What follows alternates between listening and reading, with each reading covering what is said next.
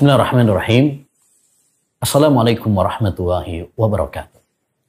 Alhamdulillahirabbil alamin wa bihi nasta'in ala umurid dunya waddin. Wassalatu wassalamu ala asyrafil anbiya'i wal mursalin nabiyyina Muhammad wa ala alihi wa sahbihi ajmain wa man ihtada bihudah wattaba'a atharahu ila yaumiddin, amma ba'd. Kaum muslimin wal muslimat yang semoga senantiasa dirahmati dan diberkahi oleh Allah Subhanahu wa taala. Jumpa lagi dalam serial Rukun Iman. Pada kesempatan kali ini kita akan membahas tentang rukun iman yang ketiga, yaitu iman kepada kitab-kitab.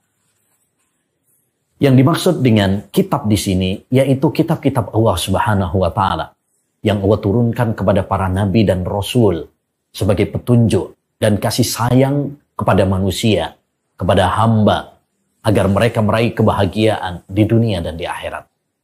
Iman kepada kitab merupakan pokok dasar yang harus diimani oleh seorang hamba, baik muslim maupun muslimah. Iman kepada kitab-kitab Allah Subhanahu wa taala meliputi, pertama, kita meyakini bahwa kitab-kitab Allah Subhanahu wa taala tersebut betul-betul turun dari Allah Subhanahu wa taala. Betul-betul datang dari Allah Subhanahu wa taala yang berisi kebenaran dan berisi keadilan. Allah Subhanahu wa taala berfirman, "Wa tammat kalimatu rabbika sidqan wa adla." Telah sempurna kalimat Rabbmu berupa kejujuran, tidak ada kedustaan di dalamnya. Wa adla, dan adil, tidak ada kedzaliman di dalamnya. Yang kedua, kita meyakini bahwa kitab-kitab Allah Subhanahu wa taala itu semuanya berisi tauhid, mengajak beribadah hanya kepada Allah Subhanahu wa taala semata. Tidak ada satu kitab pun yang Allah turunkan berisi kesyirikan, kekufuran. Karena inti turunnya kitab-kitab, inti diutusnya para nabi dan rasul adalah mengajak manusia beribadah hanya kepada Allah Subhanahu wa taala. Mengajak manusia untuk mentauhidkan, mengesahkan Allah Subhanahu wa taala.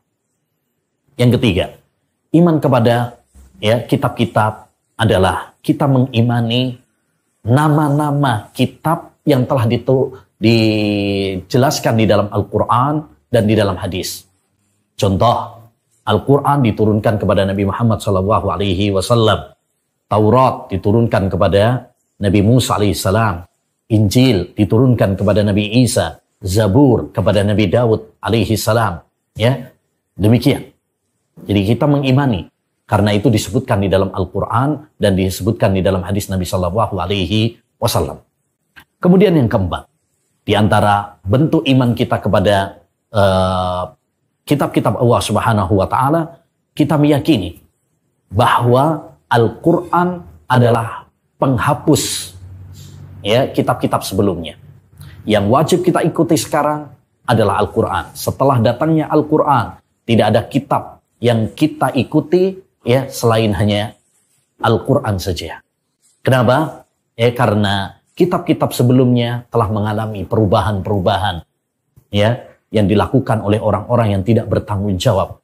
Fawailul lilladzina yaktubuna al-kitaba biaydihim summa yaquluna hadza min indillah. Fawailul lahum mimma katabat aydihim wa wailul lahum mimma yaksibun. Celaka orang-orang yang menulis kitab dengan tangan mereka. Kemudian mereka mengatakan ini adalah datang dari Allah Subhanahu wa taala. Sungguh celaka apa yang mereka tulis dengan tangan-tangan mereka, dan sungguh celaka apa yang mereka usahakan. Oleh karenanya Nabi Muhammad SAW marah ketika Umar bin Khattab radhiyallahu an membaca Taurat. Apakah engkau tidak merasa cukup, wahai Umar, dengan apa yang telah saya bawa? Jadi, setelah datangnya Al-Quran, maka yang kita ikuti, yang kita pelajari, yang kita jadikan sebagai petunjuk adalah Al-Quran. Adapun kitab-kitab yang lain sekarang sudah mengalami perubahan-perubahan sebagaimana yang telah dijelaskan oleh Allah dan dijelaskan oleh Rasulullah SAW. Beriman kepada kitab-kitab menjadikan kita semakin cinta kepada Allah karena begitu sayang kepada hambanya. Beriman kepada kitab memotivasi kita untuk mempelajari Al-Quran dan menjadikannya sebagai petunjuk dalam hidup kita.